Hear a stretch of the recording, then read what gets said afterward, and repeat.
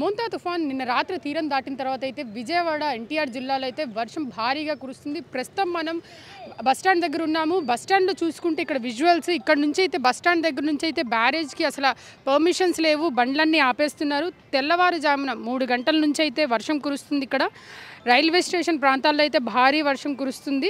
ప్రస్తుతానికైతే ఈ గతంలో ఒక బుడిమేరు వరద వచ్చిన నేపథ్యంలో ఇక్కడ జిల్లాల్లో అయితే వర్షం ఎక్కువ కురిచి లాస్ట్ టైం లాగే అయ్యిద్ది అని చెప్పి సోషల్ మీడియాలో అయితే ప్రచారం నడుస్తుంది. అలాంటి ప్రచారాలు ఏమీ నమ్మొద్దు అని చెప్పి కలెక్టర్ అందరికీ సూచనలు ఇస్తున్నారు. సోషల్ మీడియా ద్వారా, ఎలక్ట్రానిక్ మీడియా ద్వారా, ప్రింట్ మీడియా ద్వారా అయితే ఇస్తున్నారు.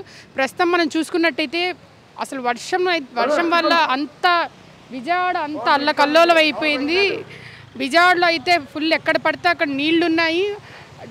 అసలు చాలా అంటే చాలా వర్షం కురిచింది కాబట్టి రాత్రి నుంచి అయితే అత్యవసర పరిస్థితుల్లోనే బయటికి రమ్మంటున్నారు ప్రజల్ని, లేకపోతే రావద్దంటున్నారు. విజయవాడ షాప్స్ కోసం అన్నీ క్లోజ్ చేశారు.